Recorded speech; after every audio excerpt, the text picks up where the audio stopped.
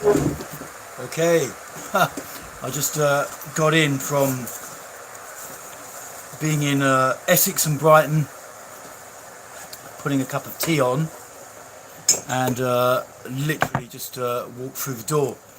So, but I wanted to do. I like to be able to maintain things. So, I wanted to do this stream anyway, regardless of these things. I'm just thinking about what tea to have.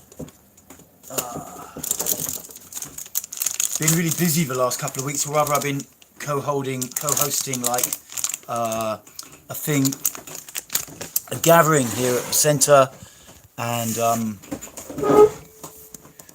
that's been going on for 2 weeks, and then it stopped, and then there was like a family gathering over in Essex for me, so I went down to that, and then I was in Brighton just running a session, and now I'm back here, so I feel like I'm kind of chasing around a lot and haven't really slept very much and stuff, but my energy is quite up anyway. Still just trying to get myself together with a cup of tea. So a bit of turmeric chai.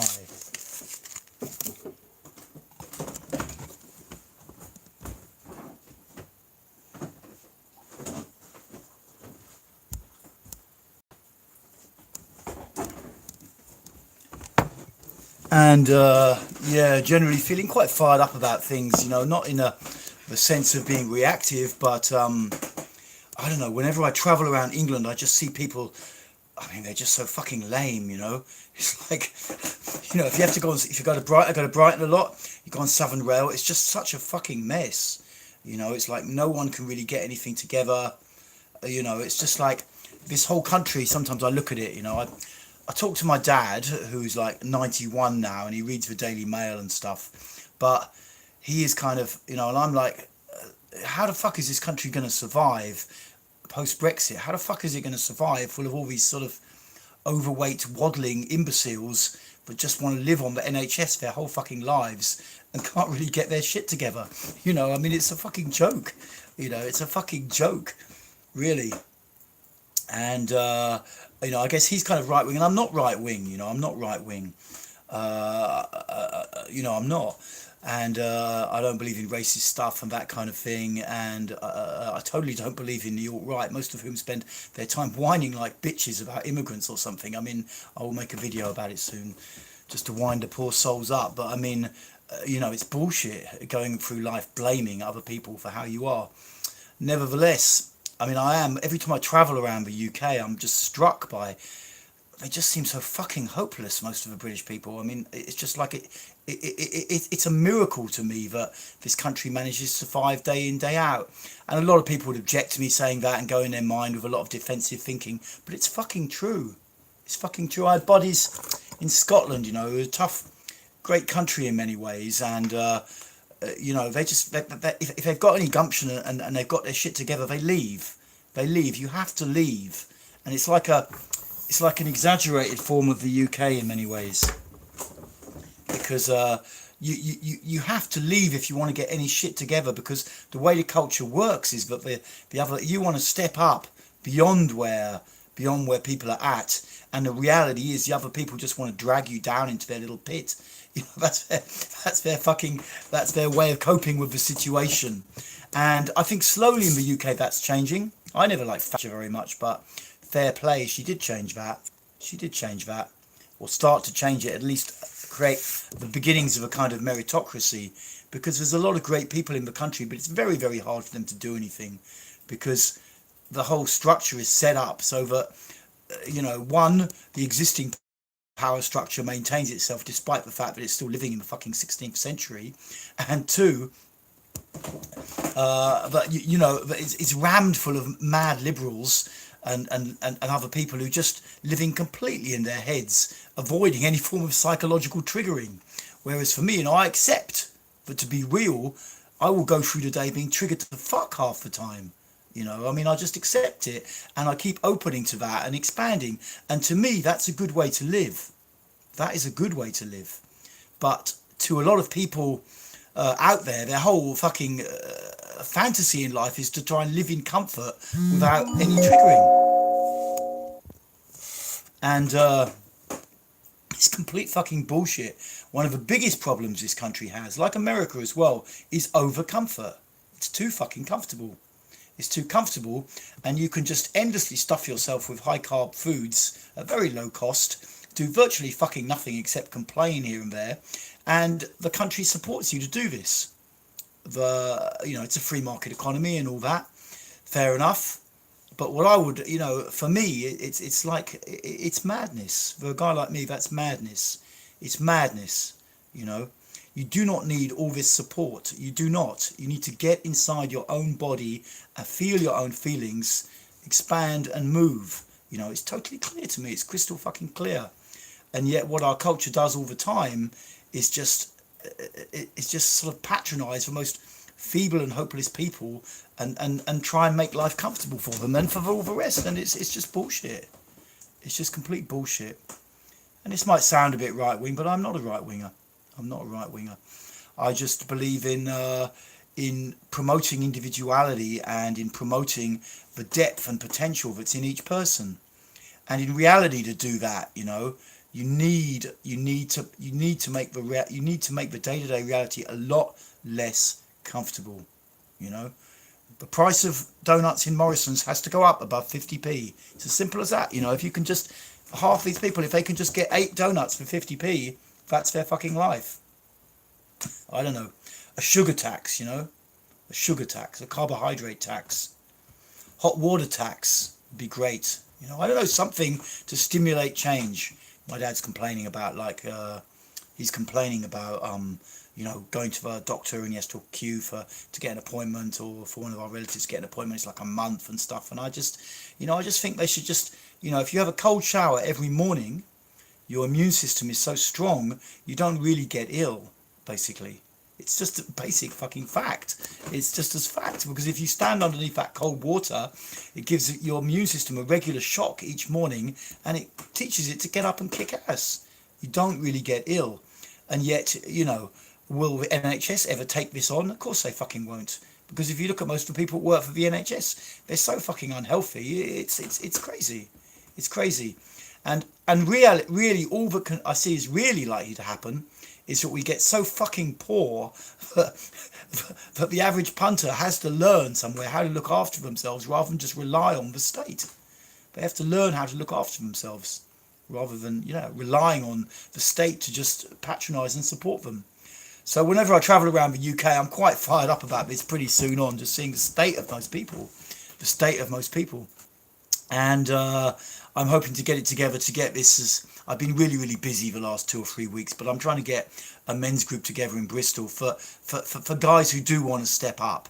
They really want to step up. I'm getting quite on it, and I can see in my own psyche I really want to start to take more of a position, with people, because fuck it, it's just, I just feel it inside of me, and I just see so many people so fucking lost.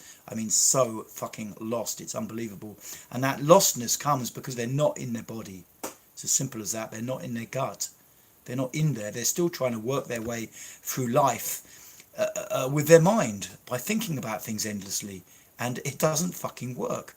It doesn't fucking work.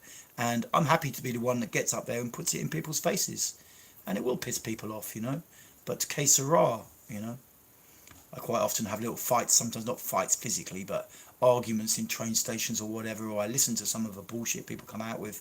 I just say my own truth, not in what I consider to be an abusive way, but fuck, someone has to get these sad ass fuckers in this country to stand up, and they can't do it. They really can't, unless they got the doctor there and their little appointments and their prescriptions or whatever, to just stand the fuck up and take a position. It's really, at some point in all the lunacy that goes on in politics and fuck knows what other nonsense that's going on in TV or whatever, I would just get rid of television for a start and get the fucking people to stand up. In many ways, you're kind of lucky. These kind of, this kind of attitude and program you'll find in people who treat addiction, for example. I don't treat addiction, though I've been around addiction a lot. But you know, and for me then, if you're, you know, if you're a heroin addict, you've got a better chance of actually getting it, you know. Of course, you're not coming from a very good start point, but nevertheless, you could be shoved in a program to really get your energy moving.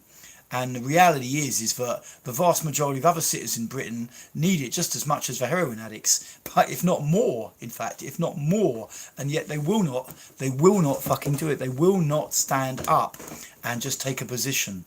It is so, they have become so, we have become so fucking terrified somewhere, so fucking terrified to stand up and speak your truth, you know. Everywhere you got the mass media, social media, kind of scaring the fuck out of people, basically, that, you know, the underlying message of Facebook is never have your own opinion. That's how I see it. I don't really go on Facebook except occasionally to promote workshops, people who've signed up to something. I also should be going on a bit more to my own support group, which I've been a bit slack with, for which I must apologise, as I would like to support more. So I will try and tomorrow get some time to log into there and see if anyone's doing anything. But you know, fuck, it's you know, I don't know, travel around England for a bit and you just think, Jesus, these people need some fucking help, you know. They need some tough love. They need some real tough love, you know. That was a concept in the States, and I liked that. I liked that. That was the thing, you know. All the tough guy therapists got to work with all the poor old junkie. It's a weird kind of relationship that you get happening. But you know, some of them really got it to stand up and start to become therapists and lead things themselves. And somewhere that has to reach out, not just to people who are fucking junkies and fucked up like that, but people who are just regular citizens. Actually, you know, if it was up to me, I think you know, you'd be able to cut off people's halter so they can you know, they can just kind of they can just have to use cold water for a bit. They'd be so much more healthy. Jibra, hey man, good to hear from you. How are you doing? Yeah, pretty good. Just travelling a lot the last couple of days. I just dashed back home in my loan car from the garage because my Audi is still being repaired once again, and rushed in and just put the live stream on, kind of a little bit still kind of in mid travel mode, but I'm doing good. I've just been leading a 2-week co-hosting a 2-week sexuality gathering here, and this weekend I'm running a 2-day workshop with my friend Sanjula, very good lady therapist. That will be good. We'll have, I dare say, about 20 people down for that, and can really put them through some good body-based therapy for the weekend. Lija, I hope I've got your name right. Hey man, haven't heard from you for a while. I hope you're still doing good after spiritual boot camp. Be nice to hear how you're doing. If you don't mind sticking it out on putting it out on YouTube. And you're still having loads of positive experience progress with the triple open and bow and arch. Yeah, those are the 2 core practices for me now. Though I'm not actually doing them every day at the moment. I'm doing chakra breathing actually, which has been really good, increasing the level of feeling inside my body. But with the bioenergetics, I start people off triple open and bow and arch now, and I think that is like an excellent way to go. Triple open at first, get a bit of awareness in the gut and the belly, and then some bow and arch also helps to open and process, you know. And it's a great way forwards. Danny likes pizza. Hey man, another regular. Hey, good to hear from you. Yeah, the bioenergetics is good stuff. I haven't been putting out quite so many bioenergetic videos. I think I've done about 40 now, and there's still a few more I could do, but I've got a little bit of a list somewhere. I want to do another workout with some Alexander Lowen stuff, but basically. God, I'm losing my thread because I kind of half watch her. I'm just on my phone. I kind of the questions come up quite big, and then my brain kind of loses the thread I was in. But I'm looking to get some more YouTube videos up on bio. I'm mostly just doing, you know, giving people an energy blast for 5 minutes or so with various topics. I started using the bioenergetic stool and I had an experience of crying for 20 minutes and shaking back. That's great, man. That's great. I take it you were lying backwards over it. I mean, the bioenergetic stool is fucking awesome, and it's something that, you know, every now and again, like every 4 or 5 months or something like that, it's really good to have a good go on it. And generally, after a period of doing it for a while, like maybe a few days, you know, regularly doing it, it's cleared something, and you're kind of stable for a bit, is what I find. And then it's good to come back to it, continue with other bioenergetic poses. But it does reach parts because of the way you have to lean right across it, and you do need the stool, or you can use a sofa. You know, you do need the stool or a sofa.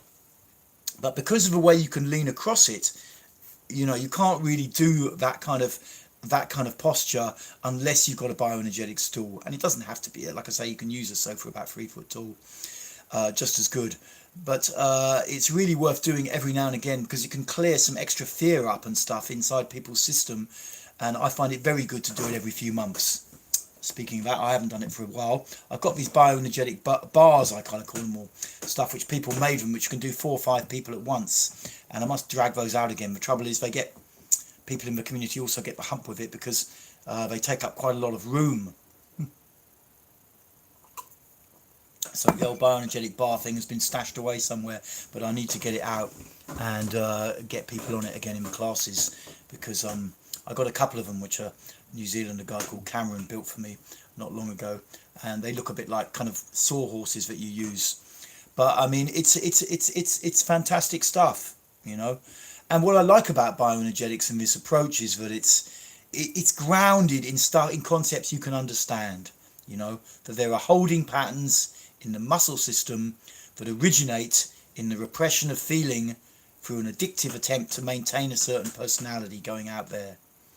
And if you clear that, if you start to integrate all that unexpressed feeling back, you know, then you become more whole and your energy gets stronger, you know, because a lot of our mind's work essentially goes into holding feelings down, simple as that. And once you get your body open, you progressively start to turn into a fucking Superman. And I tell you, no one has really explored how far this can go. You know, no one has fucking explored it. You know, there's a ton that can be done. So I intend to spend the next few years really putting it out there. I want to get this men's group together in Bristol and see who's up for it, you know, and where you can go with this stuff. Guys I follow on YouTube include a lot of the positive, you know, the people that are trying to get you to stand up and be positive. You know, I know I'm mates with a guy called Jason Capital. He's a good guy. He works a lot with the mind and getting good attitude. I quite like Dan Pena, who is an angry old goat who's also not in his belly very much, in my opinion. But nevertheless, he can really push people through their barriers. And I like that. I like that there's people as extreme as that out there. I find him a bit crazy, but you know, and lacking the bodily connection somewhere. But you know, fair play to him. He's a rich man, and he puts a lot of energy into people. And I think that's good, but no one that I know of yet has really brought the body aspect in. You know, from Tony Robbins onwards and before, there's been a lot of positive mind motivational gurus, but no one has really brought the body aspect in. And this is where it all falls down. The body aspect and the midbrain, which are totally interrelated. If you've still got a lot of repressed feelings in your body and a lot of holding patterns, you will not be able to move forward at a great speed for very long. You will not, because the midbrain will drag you down because it wants to get the shit out. And to your higher mind trying to be positive, it gets fucked over. But the reality is, you got to get this shit out. And once you start to do it, you know, guys like you tuning into this channel, you start to do this practice regularly, you get your energy up, you get your positivity moving as well, you find you can get better and better out in the world and do what the fuck you want. You can do what the fuck you want. Let's catch up on the chat a little bit. Awesome, cool, man. What's your opinion on personality tests like MBTI? I don't know MBTI. I've done a few personality tests in my time, but I don't know. I guess they're useful, you know, like in the old days of bioenergetics, where it came from was a guy called Wilhelm Reich around about the 40s and stuff, and he had a thing called character analysis, which people still message me about all the fucking time. Which I did a course on once, and which it's archaic, basically, it's archaic. But what was useful is you got put in one of 5 categories of personality, and you got exercises to bring yourself out of that and to recorrect it, you know. So I think personality tests can be useful, but what I see some people doing with them is they go too much in their head trying to change things, and it's not beneficial. All you want to do as a person is find yourself, and that you do by pulling the blocks out. That's my only approach. I don't tell you who to fucking be. In my workshops, when I've cleared a lot of negativity, I will give you positivity. You work with positivity because you need that to come in. But otherwise, I don't tell anyone who to be. I don't tell them that because it's not my fucking job. I take the blocks out and I show people how to take the blocks out. And it is challenging, it is direct, but you take the blocks out and what's left is you. And it's good. It's fucking good, you know?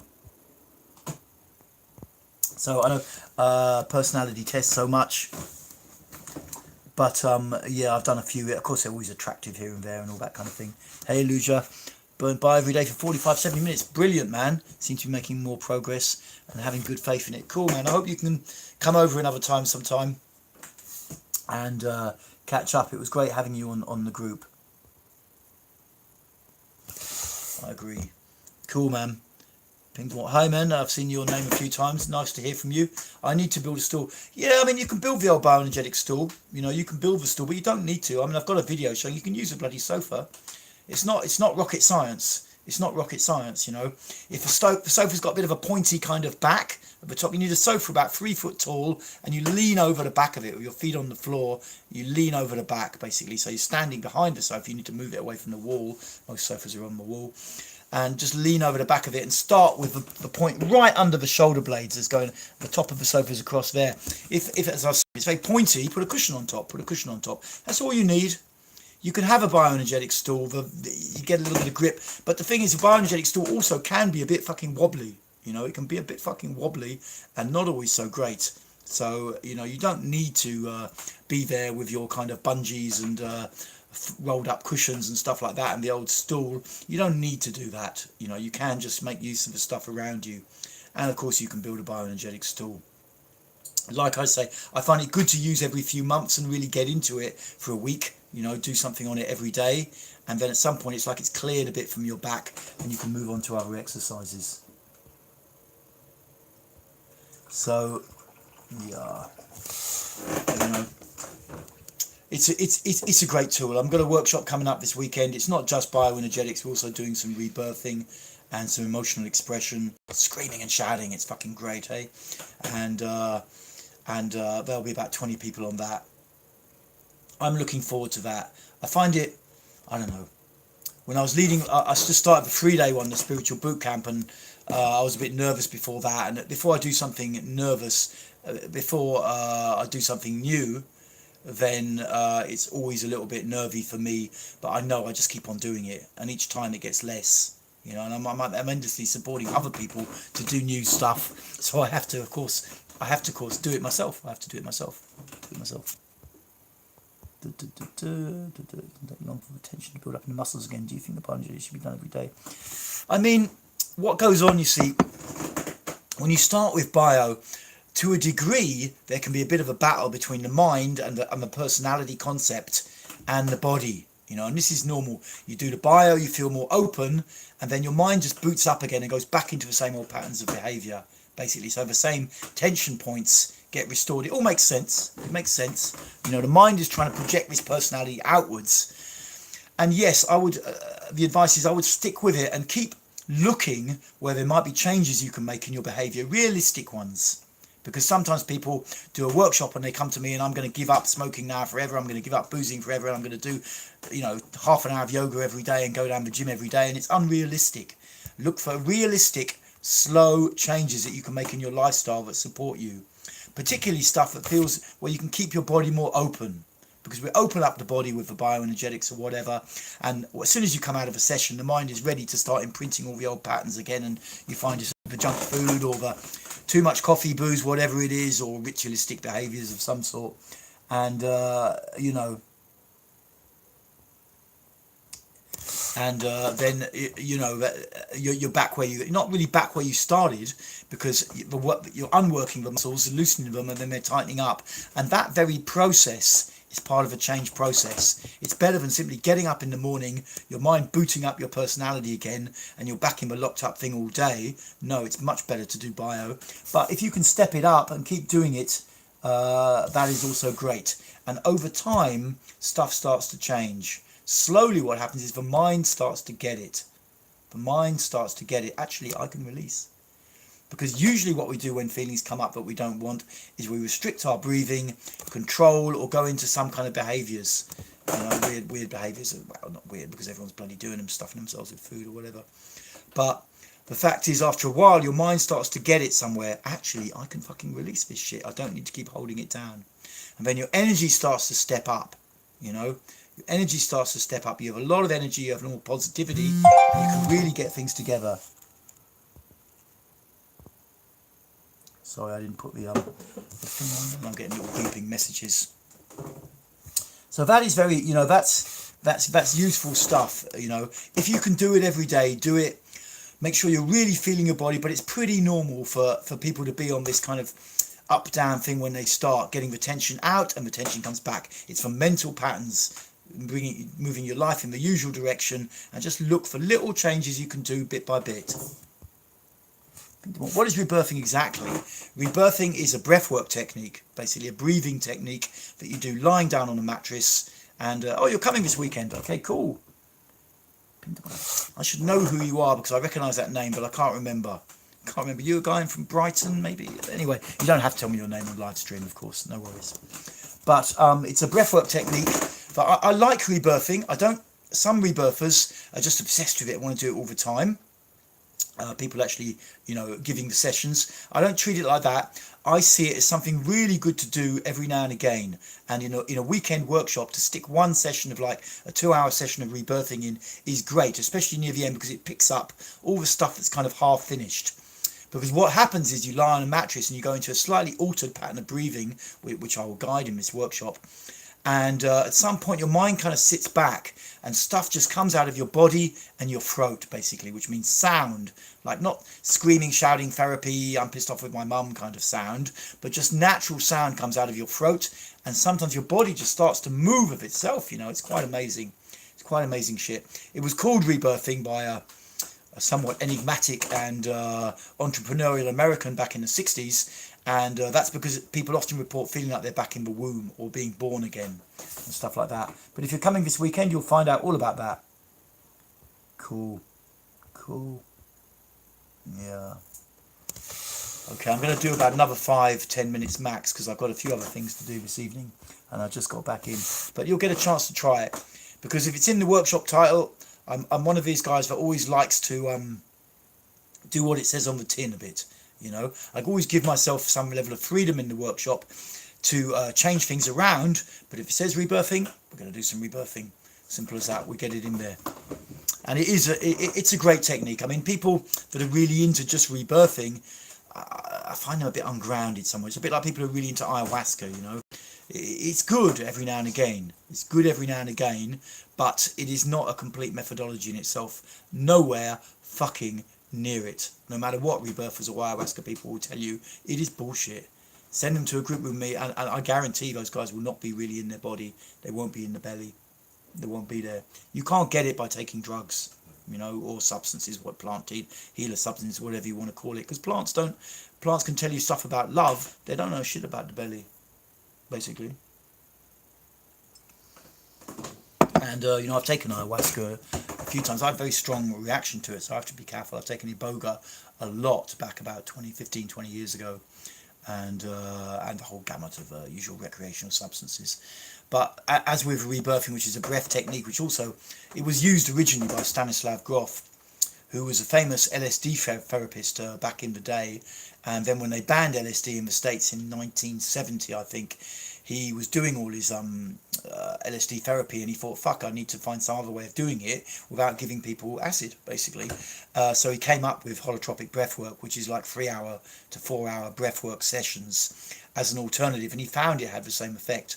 So that's why I was equating, you know, ayahuasca to the rebirthing. They're similar and they're very, very useful as an adjunct to therapy, but they're not, in my opinion, useful as a sole therapeutic modality. You need to do stuff in normal ego awareness, you know. People who are afraid of themselves don't want to do that. They want to take drugs, or people who've had drug issues, you know, want to take more positive drugs like ayahuasca or iboga, that kind of thing, salvia. But the reality is at some point you need to do stuff in normal ego awareness where you start to just really systematically clear the blocks out of your system. you know. And once you kind of knuckle down, so to speak, mentally to do that, a lot will move very quickly. A lot will start to move very quickly.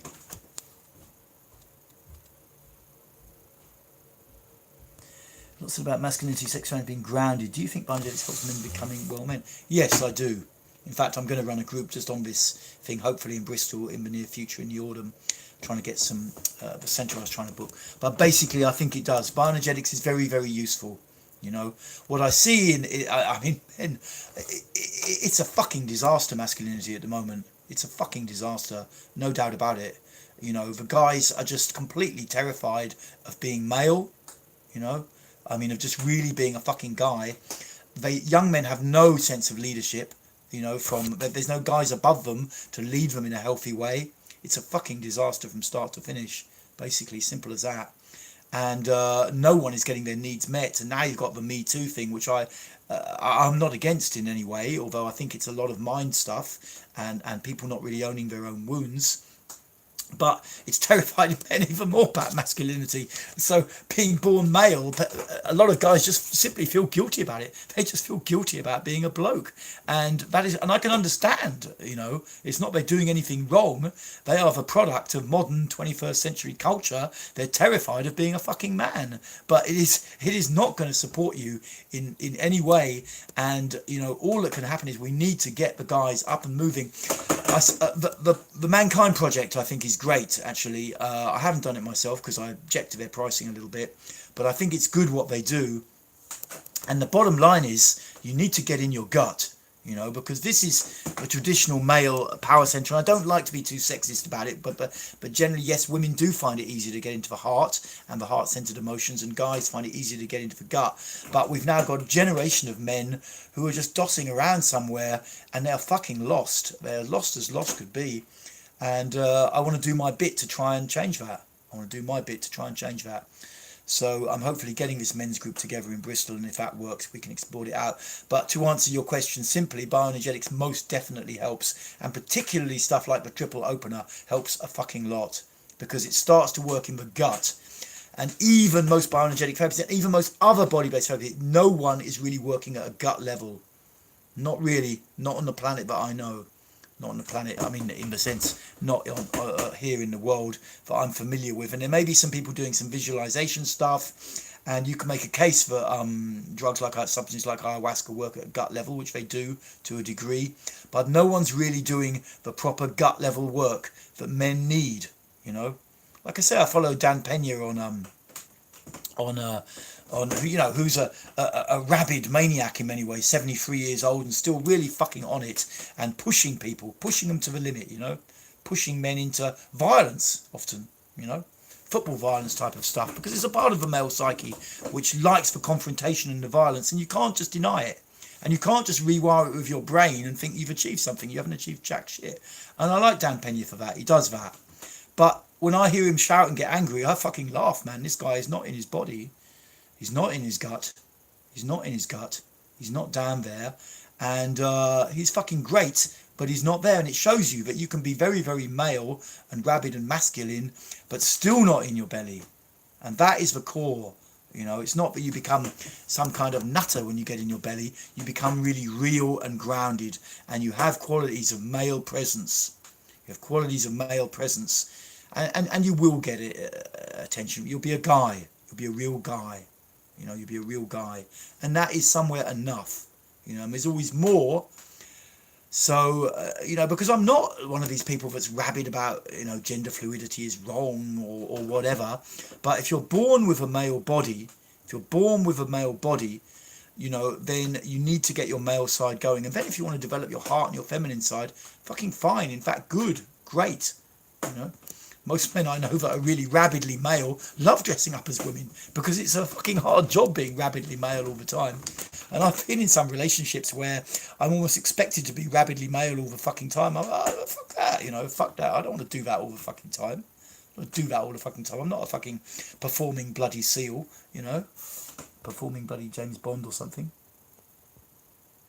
Let's have a little look. What are your thoughts on cold showers? Have them every morning. Full stop. End of story. I often bang on about that. Cold shower, no hot water, cold shower every morning, and your immune system will kick fucking ass.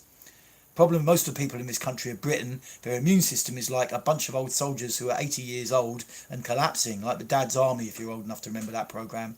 And you want your immune system to be like the fucking SAS or the Israeli Secret Service, some bunch of elite hard nuts that can deal with a threat. You know, it's simple as that. You know, I'm not massively into the army and things like that, but if you're going to have an immune system, you want an immune system that can kick fucking ass. And the best way to get that, you don't need any fucking drugs. You get in the cold shower for a couple of minutes every morning and you use a cold shower and your immune system will kick fucking ass. It's as simple as that. 90% of the hospital bullshit that people, the doctors and all the waiting queues and everything would be fucking gone if everyone had a cold shower in the morning. Simple as that. It's open, it's right out there, all over the fucking, you know, and no one, it's you know, there's nothing complicated about it. Everyone's got cold water. It's as simple as that. Cool. Try the triple Oak. I've been doing the bone arch. Cool, man. Someone, I don't know what he's on about.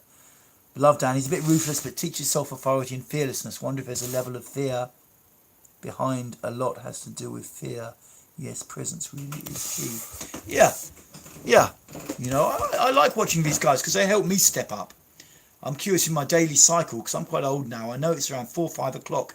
My energy, I don't know, I want to kind of snack a little bit or something like that. And instead of doing that, I watch a bit of one of my buddies on YouTube like Jason or Dan or something like that. And they give you a bit more of a kick-ass thing. And instead of eating something, you know, I might go and do 20 press-ups or something. And I'm not a fitness guy, basically. But, I mean, it's good for you. It's good for me. Did write about cold showers, life-changing. Absolutely, you know. Any thoughts about how to deal with difficulty to relax and breathe normally? I mean practice, basically. Practice. And stuff like bioenergetics, you know, will help over time. It's not good if you want a quick fix. It's not good if you want a quick fix. But if you're up for taking slow progress with results bit by bit, then these kind of body-based therapies are very, very useful. Ideally, come to some groups, then develop your own practice. Every now and again, come to a group. And just practice breathing more deeply, you know. Very few people can actually go through, say, one cycle of breath deep without spacing off somewhere. You know, you can just try it. You can just sit, close your eyes, breathing through the mouth deep into your belly, feel, and breathe out. And try to stay with your awareness in your belly the whole time, or your awareness just in your body the whole time. You'll find the majority of people on this planet cannot fucking do it. Not for one cycle of deep breath. They can't do it. That's the state of the fucking planet. I don't suppose it make much difference if you went to Papua New Guinea or some so-called primitive culture. Probably wouldn't be a ton better there.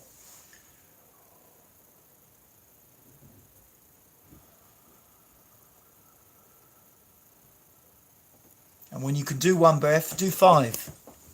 Do 5. Breathing in and out slowly. Okay, I'm going to do about another. I'm going to go till. Let's see, what time is it now? I can't see the bloody time because my thing's not on. But anyway, I'm going to do about another 4 minutes. Thank you for the questions, and then I've got to leave. Link to this question: do you think bioenergetics heals the vagus nerve type activation and therefore helps you relax? I don't know. I know a lot of people are starting to bang on about the vagus nerve, and I should read about it. I've got a book called The Vagina, which is a book by famous. Some kind of female neurologist or something like that, and which I've only read about the first chapter, which goes on about the vagus nerve a lot. And it probably is something I should read, and I may well read. But I know another friend of mine was going on telling me a lot about the vagus nerve the other day, but I wasn't really in the space to actually pay too much attention. And generally, I like a bit of the neurology, but it can go too far. It can go too far. You know, it's good to remember, especially if you're a guy, that you're a guy. You don't necessarily need to do huge long theories about things to change. Mostly you need the connection to your gut. You need the connection to your gut.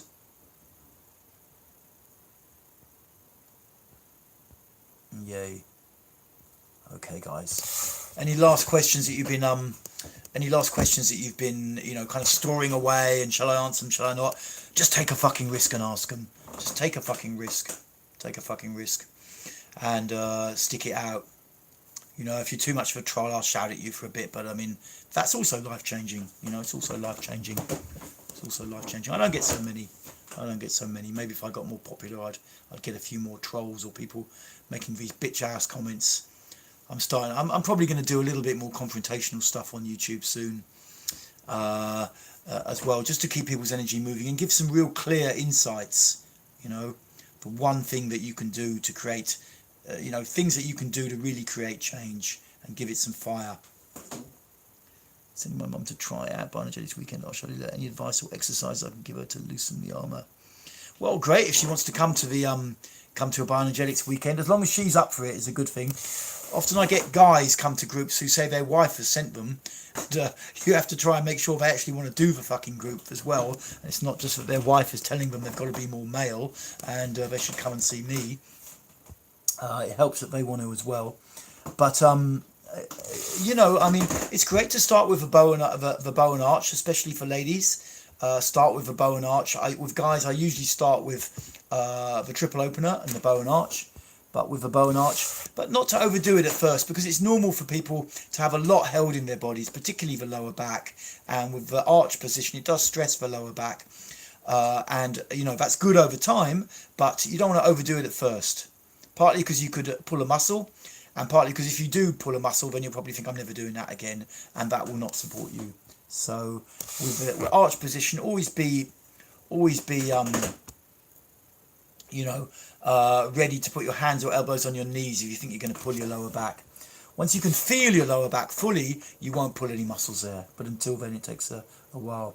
Thoughts on psychedelics to release attachments? I was just talking about that about 10 minutes ago, so feel free when I close the stream to go back about 10 minutes and you'll hear me ranting merrily about that. But essentially, I think psychedelics are okay once in a while. I absolutely do not see them as a complete methodology. I've never yet met anyone who's just taking psychoactives and who I thought had really got themselves in their body and was a fucking awesome being and really grounded, solid and present. I've not met one. In fact, pretty much the fucking opposite with psychoactives in my experience. But it is good to do that kind of thing once in a while. I also should mention I have a very strong reaction to tryptamines. Most of the drugs you mentioned are in the class tryptamines. And so I have to be a little bit careful with them that they don't spin me a little bit too much. I haven't taken any for a while, so I might be a bit more together with it now since I've been doing the belly work myself. But anyway, okay, guys, thank you for tuning in, and remember, keep going for it. Take it to the edge and keep pushing yourself, and keep not mindlessly pushing yourself, but really breathing and feeling into your gut. And all will be good. All will be good over time. Doing bio every day, yes. If you can do it every day, do it. If you can do it every day, do it. And keep varying the postures and keep checking as much as you can that you got the posture right. Is one thing. I had a guy the other day who's been doing it for years, and I looked at him, I gave him feedback, he wasn't happy with it, but he's totally not doing the posture right. He's totally not doing the posture right, because it's easy to get in a track and avoid. And the other thing is, when you're doing it every day, breathe like a motherfucker, really, through the mouth, deep breathing, because that's the other thing that people get into. They've got their ding track on, I'm doing my bio, it's good, but the fact is, you've got to really breathe with it. That's a big thing. Big breaths out, and the in-breath will look after itself. Big breaths out through the mouth. I mentioned Bristol a couple of times, Mickey, but no, I've been busy with a festival here. I need to get on it. Jason in Bristol is also looking for venues. I've got to check out Hamilton House. The normal venue I was thinking of is shutting down, Wilder Street, so I can't use that, unfortunately. But hopefully we can get something together. If you know anywhere in Bristol, then message me on Facebook or one of the other channels. I know you know me on Facebook, so I'll look into it. But I really want to get this Bristol men's group together and in the autumn, and we just need to find a venue. Okay, guys, keep doing it. And let's meet up again next Tuesday. I should be in Italy, but hopefully I can do this stream. Okay, cool.